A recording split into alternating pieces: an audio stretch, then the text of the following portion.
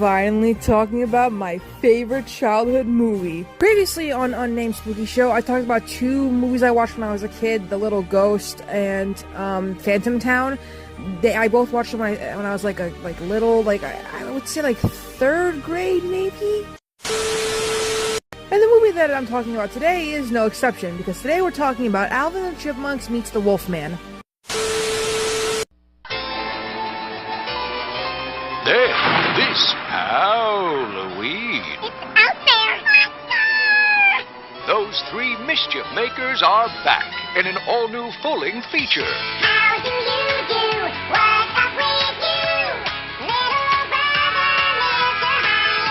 How come you're howling at the moon? Something's up with Theodore. Is that Theodore? Alvin and the Chipmunks meet the Wolfman. Bring it home today.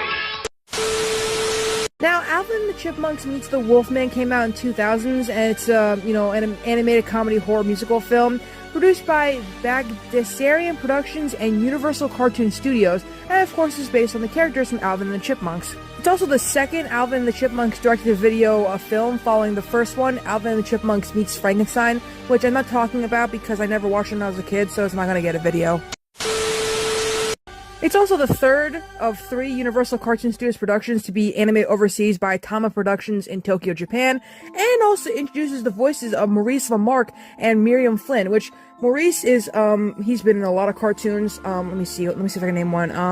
Obviously, Brain and Pinky and the Brain, Egon Spangler in The Real Ghostbusters, Chief Quimby on Inspector Gadget, and Big Bob on Hey Arnold. Miriam Flynn is best known for being Cousin Catherine in the National Lampoon Vacation films, but also for being Grandma Longneck in the Land Before Time franchises. I don't think I need to explain to you who the Chipmunks are, unless you didn't grow up watching them, or the live-action movies.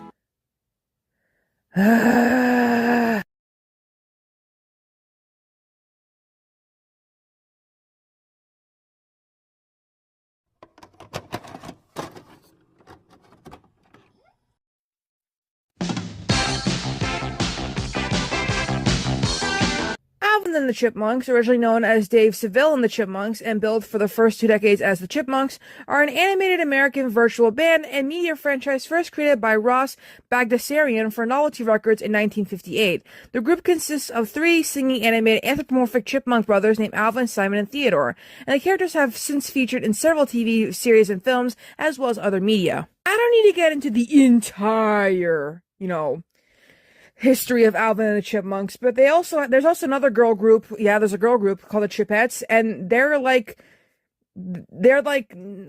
not siblings to Alvin and the brothers. They're like friends to Alvin and the brothers. It's Brittany, Jeanette, and Eleanor, kind of like the same as Alvin, Simon, Theodore, do. Oh, now I'm trying to remember that show I used to watch. Editing Amy here. I should clarify that I never actually watched the 80s Alvin and the Chipmunk show, the one that you just saw in the footage. I just remember hearing the theme song, because I think when I was a kid, I had one of those, CDs, when you get, a cartoon, on CD, and they used to play, ads in between before you watch, the cartoon or whatever, to, promote other stuff, Sonic Underground and Alvin and the Chipmunks or whatever like that. I think that's what I saw, and that's the only thing I remember, besides, of course, Alvin and Chipmunks meets the Wolfman. Anyways, we're not talking about that. We're supposed to be talking about Alvin and the Chipmunks meets the Wolfman, my favorite movie. I think this one really takes the cake. And of course Frank Welker's in this movie. Oh, and of course Rob Paulsen's in this movie. I can't catch a break! Oh my god. Frank Welker is a werewolf in this movie?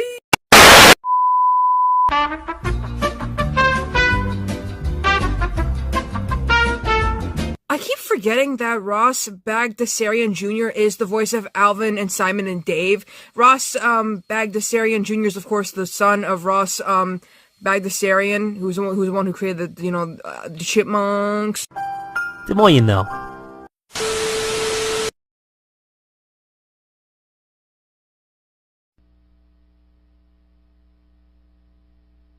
After watching too many horror movies, Alvin has a nightmare about meeting the Wolfman, and he claims to Simon and Dave that this is because of their new neighbor, Lawrence Talbot, which Lawrence Talbot is actually the Wolfman in the 1941 movie The Wolfman and its sequels, and that's really, really funny that they named him that because he's the Wolfman.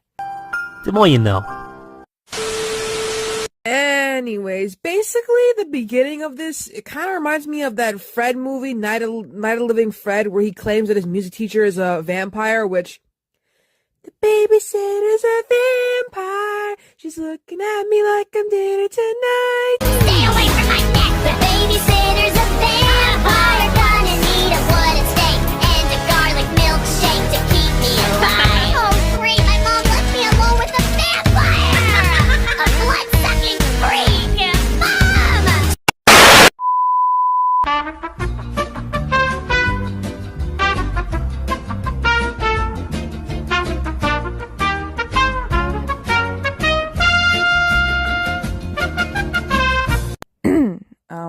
We should probably get back to the movie. All right,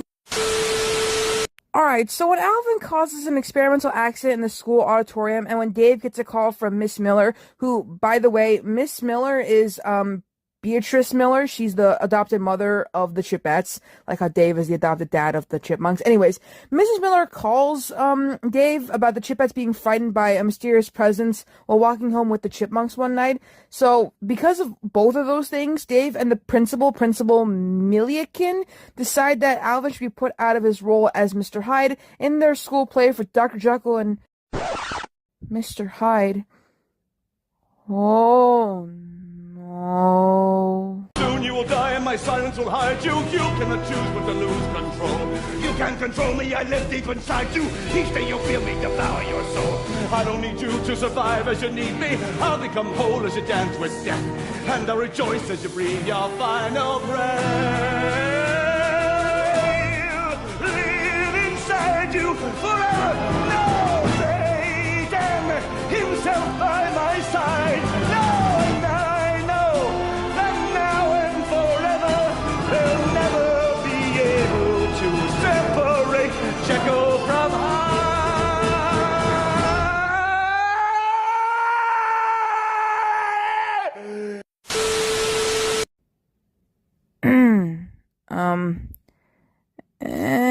Anyways, Theodore replaces Alvin's role in an attempt to, boost his self-esteem, because, Theodore is a shy little baby.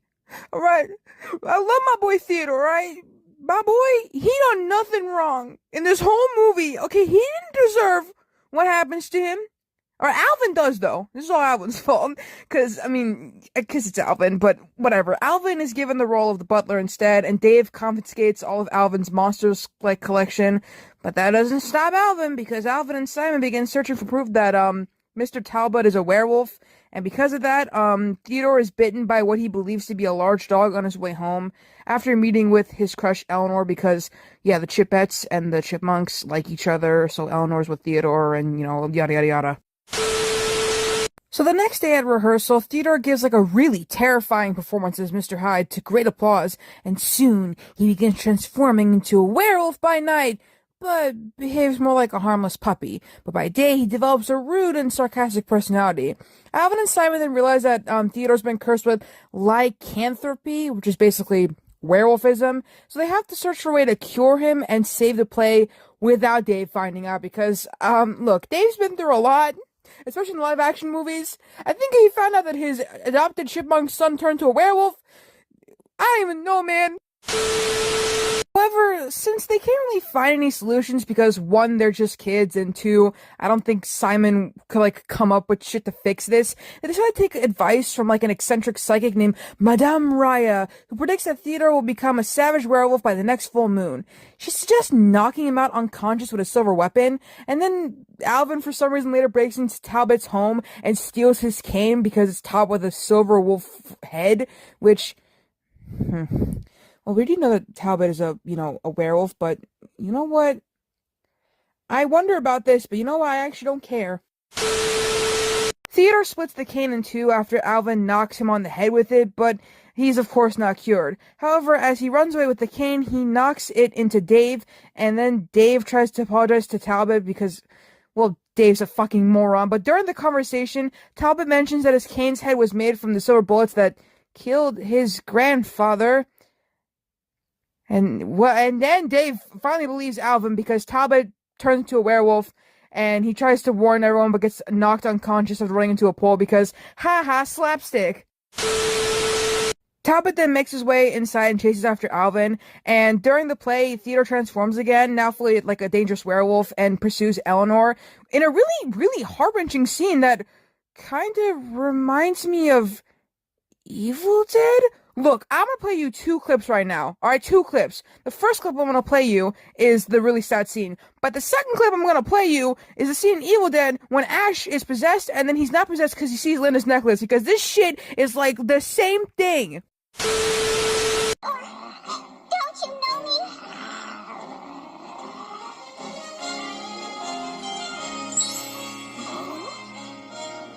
Oh, Theodore, it's beautiful. Beautiful.